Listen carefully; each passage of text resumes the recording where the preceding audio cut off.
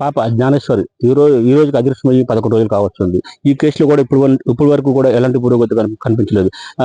అంటే పలుబంధాలు కూడా గాలింపు చర్యలు చేపట్టినా కానీ ఎలాంటి పురోగతి అయితే కనిపించలేదు. నిన్నటి రోజు జిల్లా ఎస్పీ గారు అయితే మన ఈ సంఘటన జరిగిన స్థలాన్ని అయితే ఆయన పర్యవేక్షించారు. పర్యవేక్షించి ఇక్కడ కుక్కతో పాటు కుక్క ఎంట్రుకలు కూడా కనిపించాయని చెప్పేసి ఆ పాపకు సంబంధించిన వెంట్రుకలు కూడా అక్కడ కనిపించాయని చెప్పి ఆయన చెప్పడం జరిగింది. ఈ 24 గంటలు గడవక ముందే ఈ రోజు ఒక కొత్త కోణంలో బయటకైతే వచ్చింది. అంటే ఇక్కడ చూసుకున్నట్టయితే మనం సంఘటన జరిగిన స్థలంలో మనం ఉన్నాము. అక్కడ చూసుకోండి, ఇక్కడ విజువల్లో చూసుకున్నట్టయితే కనుక ఇక్కడ ఒక బొమ్మని తగిలించి ఎవరో కట్టేసి ఉన్నారు. ఈ బొమ్మకు సంబంధించిన ఒక చికెన్ ముక్క కూడా లోపల పెట్టారు, చేసి ఏదో పెట్టారని చెప్పేసి ఇక్కడైతే మనం చూస్తున్నాం విజువల్లో.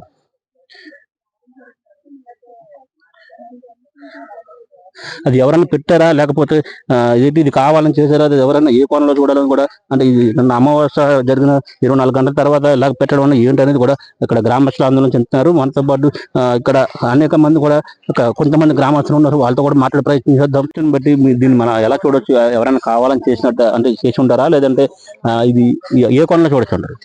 నిజంగా అండి, ఇప్పుడు వరకు 10 రోజుల నుంచి అందరూ కూడా ఇక్కడ నిజంగా ప్రతి ఒక్క టీం వాళ్ళు కూడా వాళ్ళ శ్రమకు మించే ప్రతిదీ చేస్తున్నారు. అణువణువు కూడా గాలించారు.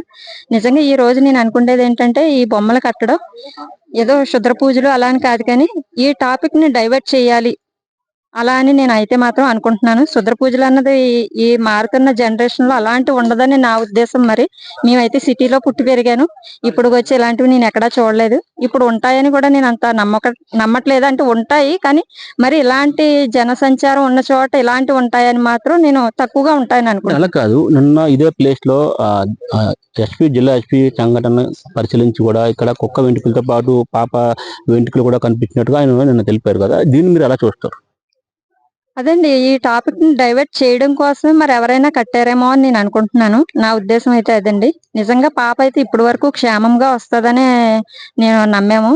ఇప్పుడు వరకు మేము నమ్ముకున్న ప్రతి దేవుడికి కూడా మనస్ఫూర్తిగా మేము ప్రేయర్ చేసాము, పాప క్షేమంగా తల్లిదండ్రుల దగ్గర చేరాలని. మరి ఇలాంటివి చూసినప్పుడు ఇక్కడ ఫినిషింగ్ 2 బొమ్మలు చూసినప్పుడు వాటికి అక్కడక్కడ బ్లడ్ మార్క్స్ అవి చూసాము. దాని తర్వాత అవి నాన్ వెజ్ పీసెస్ ఏవో పెట్టడం కూడా చూసాము. అలాంటివి చూసినప్పుడు మాకైతే కొంచెం పాప గురించి ఓపు వదిలేసుకోండే పరిస్థితి ఉందని మేము అనుకుంటున్నాం. అంటే ఇప్పుడు మీరు ఇప్పుడు చాలా మంది కూడా మాట్లాడుకునే పరిస్థితి ఏంటంటే, అమావాస్య నిన్న వెళ్ళింది కదా, అంటే ఏ కొనలో అంటే ఎవరైనా సరే ఆ నరబలి ఇచ్చుంటారు, లేదా వాళ్ళు ఇది ఈ పని అని అనుకోవచ్చు అంటారా? అలా అయితే ఏమి చెప్పలేమండి, ఎందుకంటే నాకు తెలియదు ఈ నరబలి గురించి, ఈ అమావాస్యలు అట్ల గురించి అయితే నాకైతే పూర్తిగా అవగాహన లేదు.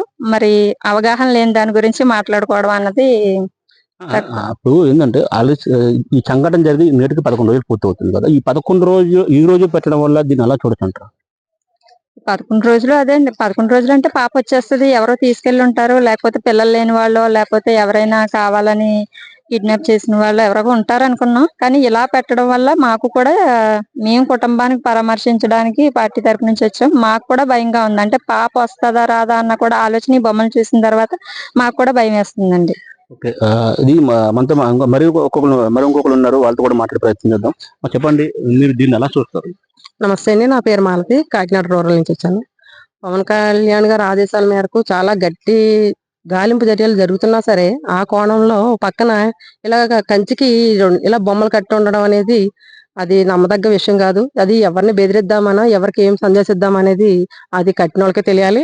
ఇది మటుకు ఈ బొమ్మల విషయం అనేది కూడా పక్కన పెట్టి దీన్ని హైలైట్ చేసి యూట్యూబ్ వాటిల్లో ఎక్కువగా మీరు లైక్ల గురించి ఇది అవ్వకుండా అసలు పాప ఎక్కడ ఉన్నది అనేది కనిపెట్టి పాపని తల్లి ఒడికి చేర్చాలని నేను కోరుకుంటున్నాను. అంటే మీరు ఈ బొమ్మలు కట్టడం వల్ల అదే ఈ 11 రోజులు కావస్తుంది కదా, అంటే కుక్క చనిపోయిన రిపోర్ట్ కూడా నమూనా సేకరించిన తర్వాత రిపోర్ట్ కూడా ఈ రోజు వెల్లడించే టైంలో, అంటే దీన్ని ఎలా చూడొచ్చు అంటే ఈ బొమ్మలు ప్రత్యక్షం అవడం అంటే ఎలా చూడండి, ఒక భయాందోళనకు గురవుతున్నారు ఇక్కడ స్థానికులు అయితే, దీన్ని ఎలా చూడొచ్చు అంటారు?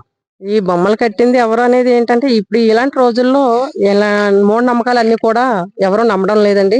ఇలాంటి బొమ్మలు కట్టిన దాని గురించి అసలు మనం ఏం భయపడక్కర్లేదు. పోలీస్ యంత్రాంగం గట్టిగా కొంచెం కష్టపడి ఆ నిందితులను ఎవరైనా పట్టుకుంటారని నేను ఆశిస్తున్నాను.